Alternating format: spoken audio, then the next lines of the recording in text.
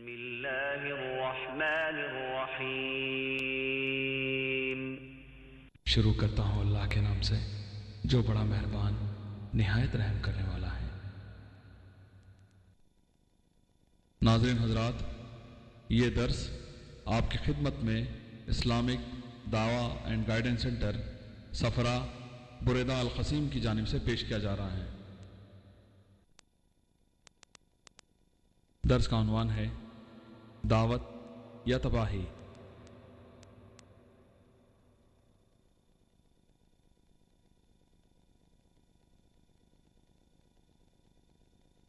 اس درس کے مقرر ہیں فضیلت الشیخ ڈاکٹر ذاکر نائک حفظہ اللہ۔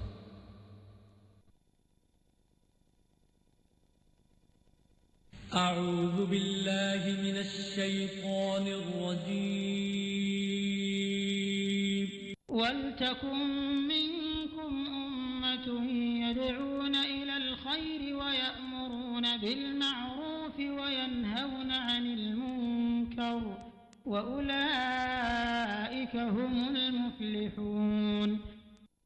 اور تم میں سے کچھ لوگ ایسے ہونے چاہیے جو نیکی کی طرف بلاتے رہیں، وہ اچھے کاموں کا حکم دیتے رہیں اور برے کاموں سے روکتے رہیں، اور ایسے ہی لوگ مراد پانے والے ہیں۔ الحمد للہ رب العالمین الرحمن الرحیم والصلاة والسلام على اشرف الانبیاء والمرسلین، اما بعد، قال اللہ تعالی فی کلامہ المجید والفرقان الحمید، فاعوذ باللہ من الشیطان الرجیم، بسم اللہ الرحمن الرحیم۔ کنتم خیر امۃ اخرجت للناس تأمرون بالمعروف وتنہون عن المنکر وتؤمنون باللہ۔ برادران اسلام، دینی اور ملی بھائیوں،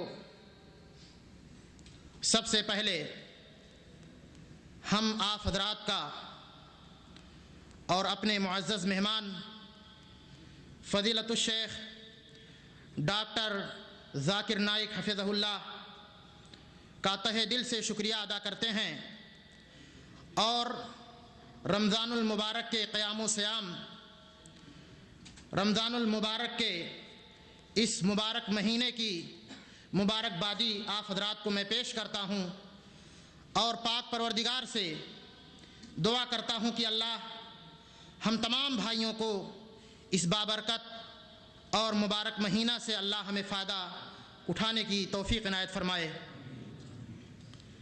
محترم حضرات، یہ ہمارے اور آپ کے لیے بڑی خوش نصیبی کی بات ہے، یہ ہماری اور آپ کی خوش قسمتی ہے کہ آج ہم اپنے درمیان ایک ایسی شخصیت، ایک ایسی ہستی جو صرف ہندوستان نہیں، پاکستان نہیں، بلکہ ہندوستان سے لے کر کے امریکہ اور اسی طرح دنیا کے کونے کونے میں جس شخصیت نے اپنے دعوتی طریقے اور اپنے دعوتی علم سے، اپنے علم و عمل کے ذریعہ جس ذات نے ساری دنیا میں خصوصاً عالم کفر میں ہلچل مچا رکھا ہے، اور جس نے کافروں کے درمیان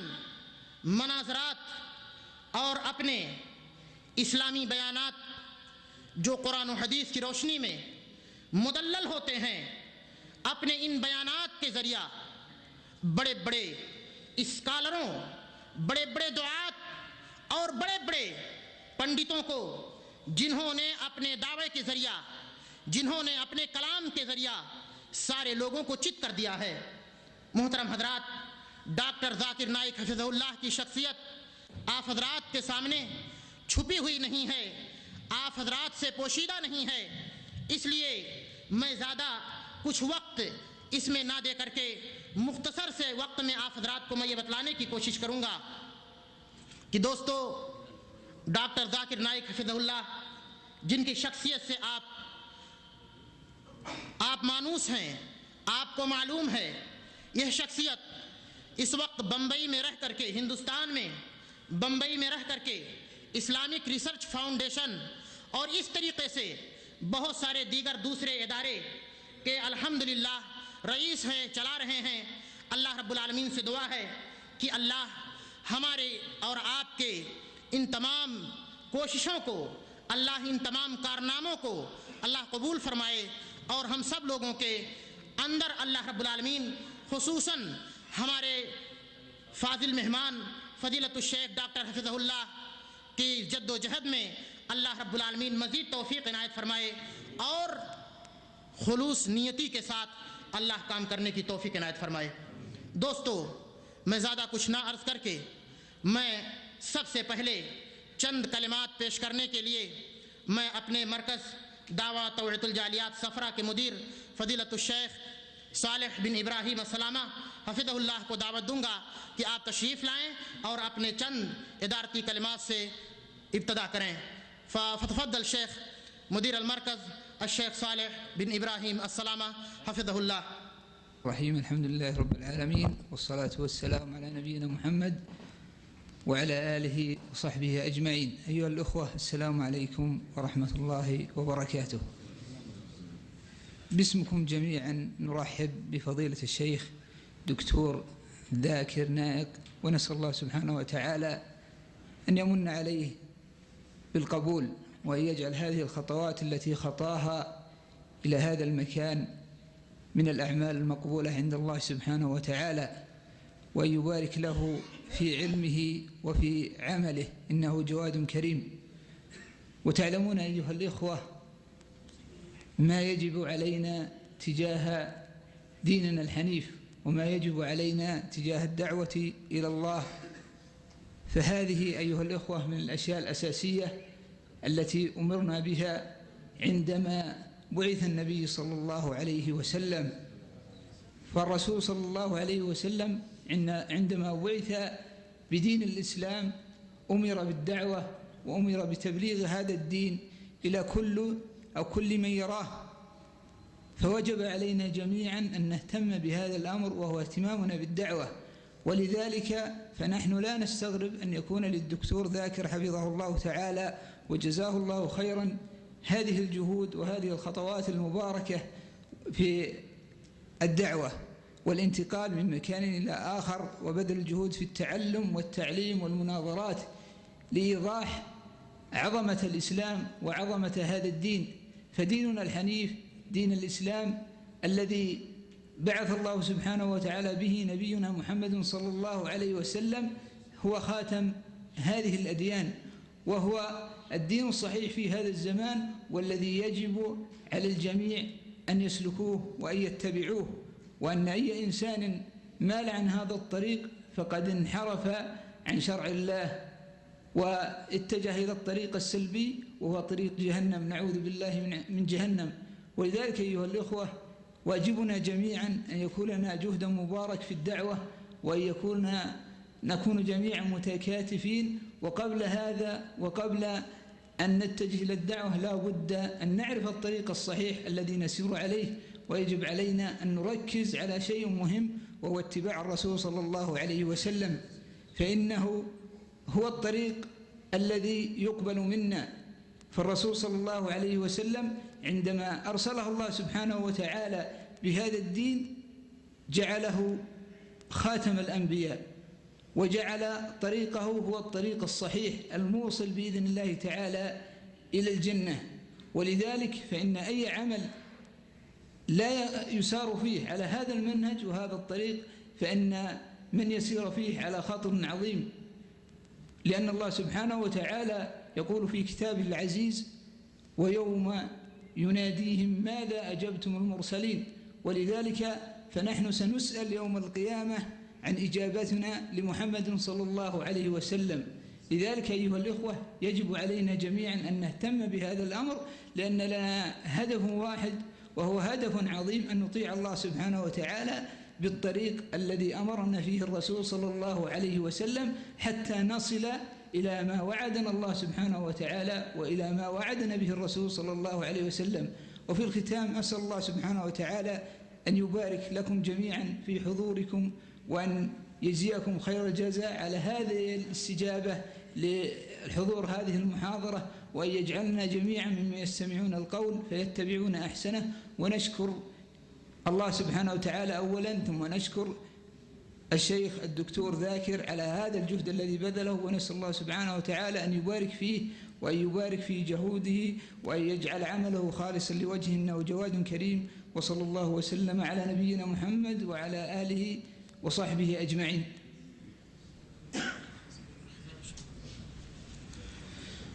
جزا الله خيرا وأحسن الجزاء لفضيلة الشيخ صالح بن إبراهيم السلامة مدير المركز توعية الجاليات بالصفرة على هذه الكلمات الطيبة. محترم بھائیو، ابھی جو مدیر محترم نے چند کلمات آپ حضرات کے سامنے پیش کیے ہیں، اس کو میں مختصر طور پہ آپ کو یہ بتلانا چاہتا ہوں کہ محترم نے آپ حضرات کو دعوت و تبلیغ پر ابھارا ہے، اور دعوت و تبلیغ کو ہر آدمی کی ذمہ داری قرار دی ہے کہ ہم میں سے ہر فرد کی ذمہ داری ہے، اس لیے اس ذمہ داری کو محسوس کریں، اور اسی طریقے سے آپ حضرات کا شکریہ ادا کیا ہے۔ اور اسی طرح محترم فضیلت الشیخ ڈاکٹر ذاکر نائک حفظہ اللہ کا بھی بہت بہت شکریہ ادا کیا ہے یہاں کے آنے پر، اور اسی طرح یہ جو کام کر رہے ہیں اسلامک ریسرچ فاؤنڈیشن کے تحت اس شعبے یا اس کام پر بھی ان کا بہت بہت شکریہ ادا کیا ہے۔ وبعد ادعو الشیخ ابو ولید خالد الحسین مدیر قسم الدعوة والتعلیم لكي يلقي الكلمة عن هذه القسم. بسم الله الرحمن الرحيم. السلام عليكم ورحمة الله وبركاته. الحمد لله رب العالمين الرحمن الرحيم، والصلاة والسلام على أشرف الأنبياء المرسلين نبينا محمد وعلى آله وصحبه أجمعين. طبعا لعلنا نقدم ترحيب للشيخ وتعريف بقسم الدعوة، وأيضا ترحيب للضيوف باللغة الأردية. لعل الجميع يعلم ما نقول، رغم أن الشيخ عبد السلام موجود للترجمة، ولكن نستغني عن الشيخ لا يترجم.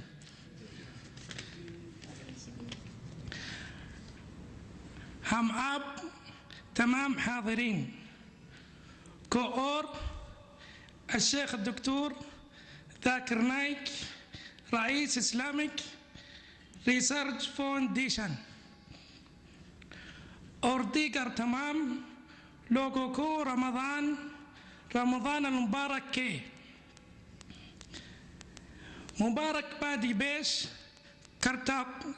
करता हो और आप حضرات को खुश आमदीद कहता हो.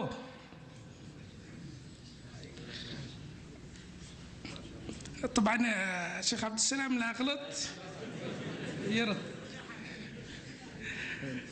ऐसी ही हम دكتور ذاكر نايك और आप की तमाम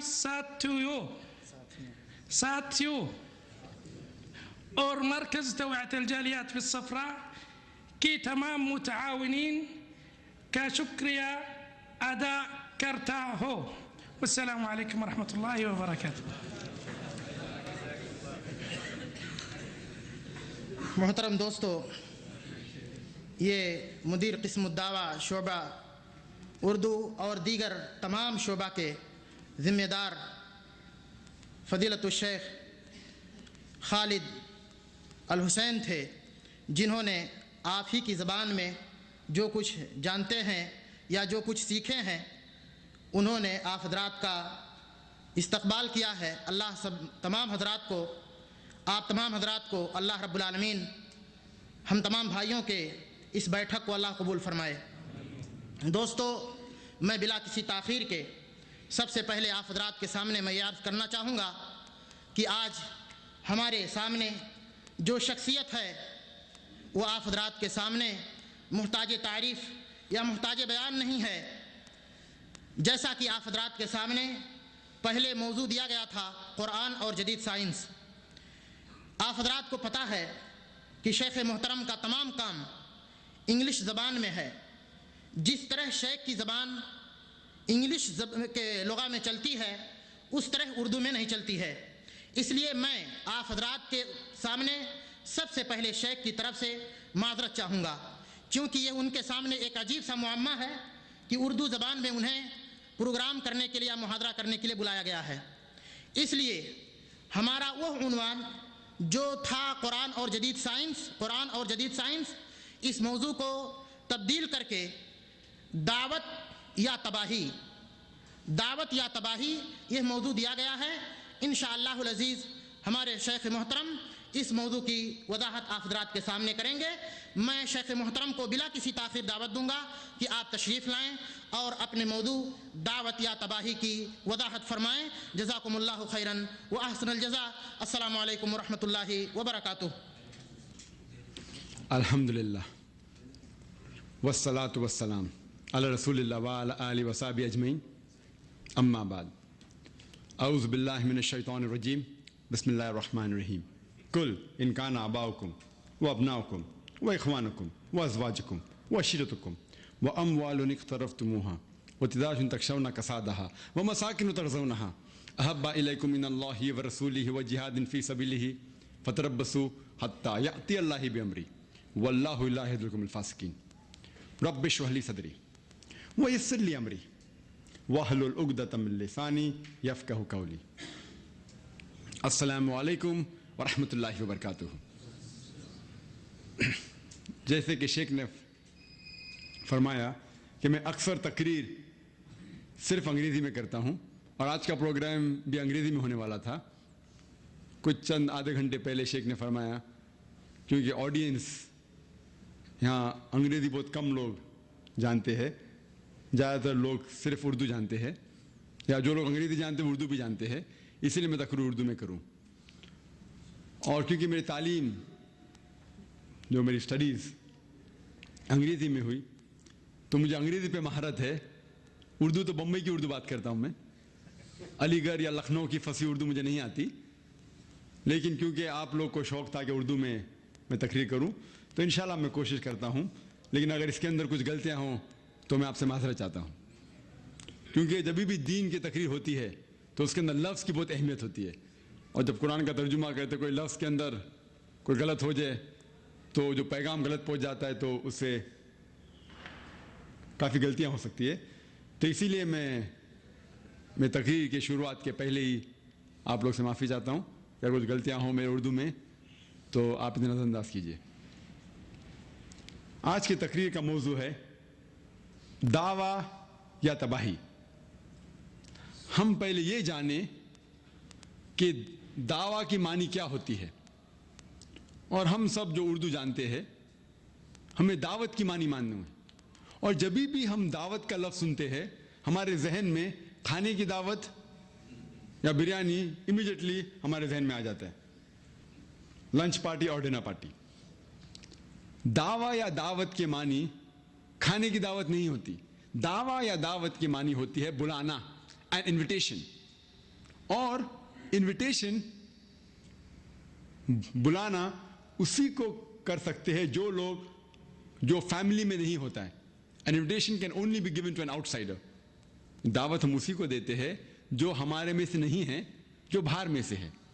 اور آج ہم کھانے کی دعوت کے بارے میں نہیں ذکر کرنے والے ہیں، ہم ذکر کرنے والے ہیں دعوت الاسلام پہ، اسلام کی طرف لوگوں کو بلانا۔ اور جب ہم دعوت دیتے ہیں لوگوں کو اسلام کی طرف، ہم ان لوگوں کو دیتے ہیں جو اسلام میں داخل نہیں ہیں۔ اسی لیے یہ لفظ دعوت خصوصاً غیر مسلمانوں کو جب ہم اسلام کا پیغام دیتے ہیں اسے کہتے ہیں دعوت الاسلام۔ لیکن یہ لفظ جو دعویٰ ہے یا دعوت دونوں کے لیے استعمال کیا جاتا ہے، مسلمانوں سے بات کرنے کے لیے بھی اسلام کے بارے میں، اور غیر مسلمانوں کو بھی اسلام کی دعوت دینے کے لیے یہ لفظ استعمال ہوتا ہے۔ لیکن خصوصاً یہ عربی لفظ دعویٰ غیر مسلمانوں کے لیے استعمال ہونا چاہیے، اور جب ہم مسلمانوں سے اسلام کے بارے میں بات کرتے ہیں، اسے اسلام کا اور علم دیتے ہیں، اس کے لیے لفظ ہونا چاہیے اصلاح۔ اصلاح عربی میں ہوتا ہے کہ درست کرنا۔ تو تو جو مسلمان کو ہم زیادہ علم دیتے ہیں اسلام کے بارے میں، کس طریقے سے صلاح پڑھو یا اسلام کے بارے میں اور علم دیتے ہیں، اس کا خصوصاً لفظ ہونا چاہیے اصلاح. اور جب ہم غیر مسلمانوں کو اسلام کی طرف بلاتے ہیں اس کا خصوصاً لفظ ہونا چاہیے دعویٰ. لیکن عام زبان میں ہم دعوت دونوں کے لیے استعمال کرتے ہیں، لیکن خصوصاً دعویٰ غیر مسلمانوں کے لیے ہونا چاہیے. اور آج کی تقریر کے پہلے میں نے قرآن مجید کی ایک آیت کی تلاوت کی جو سورہ توبہ میں سے ہے، سورہ نمبر 9. اور سورہ توبہ سورہ نمبر 9 قرآن شریف کے سب سے سخت سورہ ہے. قرآن شریف میں جتنے بھی سورے ہیں وہ میرے حساب سے سب سے سخت سورہ ہے، کیونکہ سورہ توبہ ایک واحد سورہ ہے پورے قرآن مجید میں جو بسم اللہ الرحمن الرحیم سے نہیں شروع ہوتا ہے. نہیں تو ہر سورہ قرآن مجید میں اگر آپ پڑھیں گے اس کی شروعات ہوتی ہے بسم اللہ الرحمن الرحیم سے. شروع کرتا ہوں اللہ کے نام سے جو رحمان اور رحیم ہے. ہر سورے کے پہلے بسم اللہ الرحمن الرحیم ہے. مثال کے طور پہ بسم اللہ الرحمن الرحیم قل اعوذ برب الناس، بسم اللہ الرحمن الرحیم قل اعوذ برب الفلق، بسم اللہ الرحمن الرحیم قل هو اللہ احد. ہر سورے کے پہلے بسم اللہ الرحمن الرحیم ہے. لیکن سورہ توبہ سورہ نمبر 9 کے پہلے بسم اللہ الرحمن الرحیم نہیں ہے. اسی لیے میں کہتا ہوں کہ سورہ توبہ سارے قرآن مجید کے سوروں میں سے سب سے سخت ہے. اس سورے کے پہلے بسم اللہ الرحمن الرحیم کیوں نہیں ہے؟ اگر آپ سپوز آپ کی اہلیہ یا آپ کی والدہ کے ساتھ بریدہ کے سڑکوں پہ چل رہے ہیں اور کوئی گنڈا یا کوئی موالی آپ کی والدہ کا ہینڈ بیگ سنیچ کر کے بھاگ جاتا ہے، چھین کے بھاگ جاتا ہے، آپ کیا کریں گے؟ جب بھی کوئی آپ کے والدہ کا ہینڈ بیگ چھینیں گا تو آپ اس کا پیچھا کریں گے، اور جب آپ اسے پکڑیں گے آپ نے کہیں گے بسم اللہ الرحمن الرحیم، اللہ کے نام سے جو رحمان الرحیم ہے. آپ نے کہیں گے السلام علیکم، آپ کہیں گے اے بھائی صاحب ہینڈ بیگ دے دو تو گردن توڑ دوں گا، اے بھائی صاحب ہینڈ بیگ دے دو تو پاؤں توڑ دوں گا. آپ موضوع پہ ڈائریکٹ آئیں گے، آپ نہیں کہیں گے بسم اللہ الرحمن الرحیم. آپ اس گنڈے سے نہیں کہیں گے السلام علیکم ورحمۃ اللہ وبرکاتہ، آپ موضوع پہ ڈائریکٹ آئیں گے اور کہیں گے اے بھائی صاحب ہینڈ بیگ دے دو تو گردن توڑ دوں گا، اے بھائی صاحب ہینڈ بیگ دے دو تو پاؤں توڑ دوں گا. آپ موضوع پہ ڈائریکٹ آئیں گے. اسی طریقے سے آپ جب سورہ توبہ پڑھیں گے پہلے 4-5 آیتوں میں اللہ سبحانہ و تعالیٰ فرماتے ہیں کیا ایک معاہدہ ہوتا ہے، ایک پیس ٹریٹی، صلح کا معاہدہ مشرک اور مسلمز کے بیچ میں، جو مشرک سے مکہ کے اور مسلمان کے بیچ میں ایک صلح ہوتی ہے، ایک پیس ٹریٹی، اور اس صلح کو مشرک لوگ توڑ دیتے ہیں. جب اللہ سبحانہ و تعالیٰ 5ویں آیت پہ آتے ہیں سورہ توبہ سورہ نمبر 9 کی، اس ٹائم کہتے ہیں کہ آپ اپنے آپ کو سدھار لو 4 مہینے میں، 4 months ٹائم، نہیں تو جنگ اعلان. اللہ سبحانہ تعالیٰ کہتے ہیں مشرکوں سے کہ آپ کو 4 مہینے کا موقع دیتے ہیں، اگر آپ نہیں سدھرو گے تو جنگ اعلان. اور جب اللہ سبحانہ و تعالیٰ جنگ کا اعلان کرتے ہیں، جب وارننگ دیتے ہیں، جب تنبیہ دیتے ہیں، تو ڈائریکٹ موضوع پہ آتے ہیں. اسی لیے کچھ علماء کے نزدیک سورہ توبہ کے پہلے بسم اللہ الرحمن الرحیم ہے. اللہ سبحانہ و تعالیٰ موضوع پہ ڈائریکٹ آتے ہیں. لیکن جب اللہ سبحانہ و تعالیٰ آیت نمبر 24 پہ آتے ہیں، جو آیت کا تلاوت میں نے اس تقریر کے پہلے کی، اللہ سبحانہ و تعالیٰ اب ہم مسلمانوں سے خطاب کر رہے ہیں. ابھی ہم مسلمان فائرنگ لائن میں ہیں. اللہ سبحانہ و تعالیٰ ہم مسلمانوں سے خطاب کر رہے ہیں اور کہتے ہیں سورہ توبہ میں سورہ نمبر 9 آیت نمبر 24 میں کل ان کان آباؤکم، کہو چاہے وہ آپ کے والد ہو، وہ ابناؤکم یا آپ کے بیٹے ہو، وہ اخوانکم یا آپ کے بھائیوں ہو، وہ ازواجکم یا آپ کے بیوی یا آپ کے شوہر ہو، وہ عشیرتکم یا آپ کے رشتہ دار ہو. اللہ سبحانہ و تعالیٰ فرماتے ہیں آپ کو کس سے محبت ہے؟ کیا آپ کے والد سے یا آپ کے بیٹے سے یا آپ کے بھائیوں سے یا آپ کے بیوی سے یا شوہر سے یا رشتہ دار سے. اور اللہ تعالیٰ کنٹینیو کرتے وَأَمْوَالٌ اقْتَرَفْتُمُوهَا وَتِجَارَةٌ تَخْشَوْنَ كَسَادَهَا وَمَسَاكِنُ تَرْضَوْنَهَا. جو اپنی پوری جائیداد اکٹھا کی ہے, جو آپ جس کی تجارت کرتے ہیں, آپ جس گھر میں آپ رہتے ہیں, اللہ تعالیٰ فرماتے ہیں آپ کو کس سے محبت ہے؟ آپ کے والد سے, آپ کے بیٹوں سے, آپ کے بھائیوں سے, آپ کے بیوی یا شوہر سے, آپ کے رشتہ داروں سے, آپ کی جائیداد جو آپ نے اکٹھا کی ساری زندگی, یا تجارت میں جس میں دھندا کرتے ہیں آپ, یا جس گھر میں رہتے ہیں. اور اللہ تعالیٰ فرماتے احب الیکم من اللہ ورسولہ وجہاد فی سبیلہ. اگر آپ کو یہ 8 چیزوں سے زیادہ محبت ہے, اللہ سے یا اس کے رسول سے یا اللہ کے راہ میں جہاد کرنے سے, اللہ تعالیٰ فرماتے اگر آپ کو یہ سب 8 چیزوں سے محبت ہے, اللہ سے زیادہ, اپنے رسول سے زیادہ, یا اللہ کے راہ میں جہاد کرنے سے زیادہ, اللہ تعالیٰ فرماتے فتربصوا, آپ ٹھہرو. اور ہم مسلمان ٹھہرے ہیں ہاتھ پہ ہاتھ باندھے ہوئے, کچھ نہیں کر رہے. اللہ تعالیٰ جب کہتے ٹھہرو, اللہ تعالیٰ آپ کو وارننگ دے رہے, کہہ رہے کیا سدھرو, آپ کو کہہ رہے کہ جاگ جاؤ. فتربصوا حتی یاتی اللہ بامری واللہ لا یہدی القوم الفاسقین. ٹھہرو جب تک اللہ سبحانہ و تعالیٰ اپنا ڈیسیشن آپ تک پہنچائے, جب تک اللہ سبحانہ و تعالیٰ آپ پر تباہی لے کے آئے. واللہ لا یہدی القوم الفاسقین. اور اللہ سبحانہ و تعالیٰ فاسق لوگ کو ہدایت نہیں دیتا. اللہ تعالیٰ فرماتے اگر آپ کو یہ سب 8 لوگوں سے, آپ کے والد, آپ کے بچے, آپ کے بھائیوں, آپ کے بیوی یا شوہر, آپ کے اہلیہ یا آپ کے رشتہ دار, یا جو جائیداد آپ نے اکٹھا کی ساری زندگی, یا جو تجارت کرتے ہیں آپ, یا جو گھر میں رہتے, ان سب چیزوں سے آپ کو اللہ سے زیادہ محبت ہے, یا رسول سے, یا اللہ کے راہ میں جہاد کرنے سے زیادہ محبت ہے, تو اللہ تعالیٰ فرماتے ہیں آپ سدھر جاؤ, نہیں تو اللہ سبحانہ و تعالیٰ کا عذاب آپ پہ آئے گا. واللہ لا یہدی القوم الفاسقین. اور اللہ سبحانہ و تعالیٰ فاسق لوگ کو ہدایت نہیں دیتے. اللہ تعالیٰ فرماتے ہیں سورہ محمد میں, سورہ نمبر 47 آیت نمبر 38 میں وَإِن تَتَوَلَّوْا يَسْتَبْدِلْ قَوْمًا غَيْرَكُمْ ثُمَّ لَا يَكُونُوا أَمْثَالَكُمْ. اگر آپ اللہ کے پیغام سے دور جائیں گے, اگر اللہ تعالیٰ کی بات نہیں مانیں گے, اللہ تعالیٰ کہتے یستبدل قومن غیرکم, اللہ سبحانہ و تعالیٰ آپ کے جگہ پہ ایک دوسری قوم لے کے آئیں گے. واللہ لا یہدی القوم الفاسقین. اور وہ قوم آپ کے جیسی نہیں ہوئیں گی. اگر آپ اللہ سبحانہ و تعالیٰ کے جو کمانڈمنٹس ہے, جو ان کے حکم ہیں, ان کے اوپر نہیں چلیں گے, تو اللہ سبحانہ و تعالیٰ آپ کی جگہ ایک دوسری قوم لے کے آئیں گے, اور وہ قوم آپ کی طرح نہیں ہوئیں گی. قرآن میں فرمایا ہے سورہ جمعہ میں, سورہ نمبر 62 آیت نمبر 5 میں, کہ توراہ یہودوں پہ نازل کیا گیا تھا.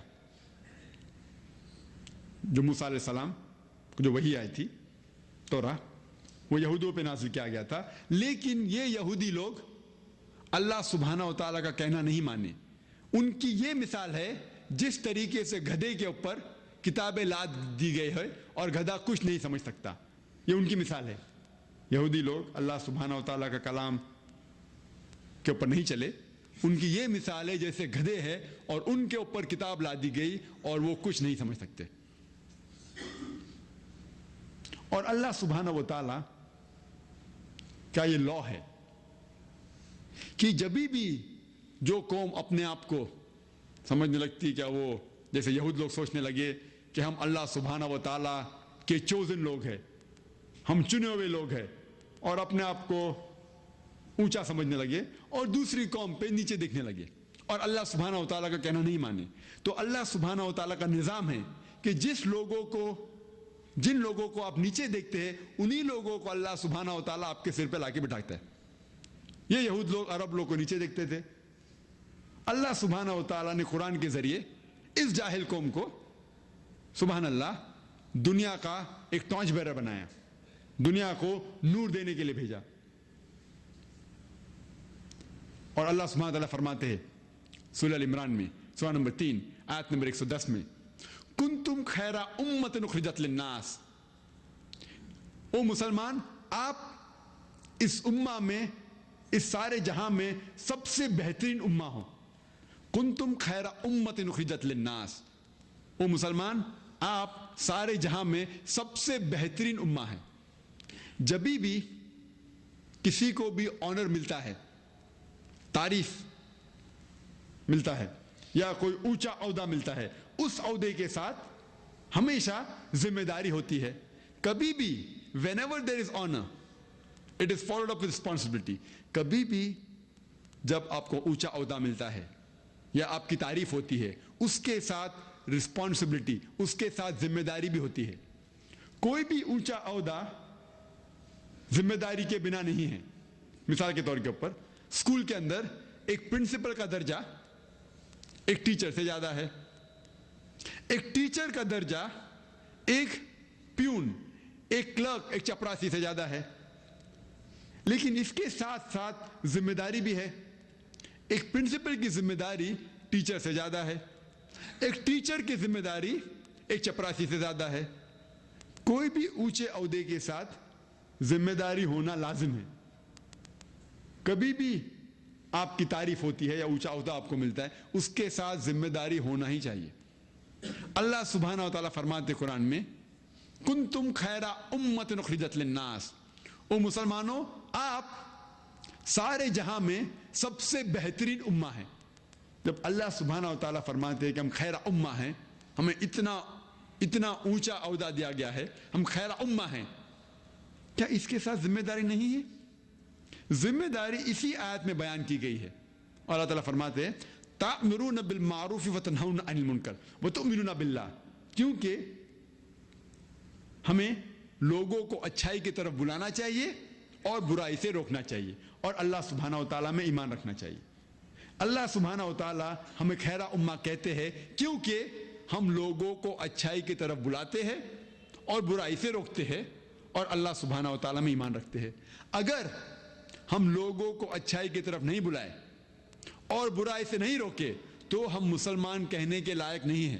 اگر ہم دعوت نہیں کرے، لوگوں کو اچھائی کی طرف نہیں بلائے اور برائی سے نہیں روکے تو ہم خیر امہ کہنے کے لائق نہیں ہیں.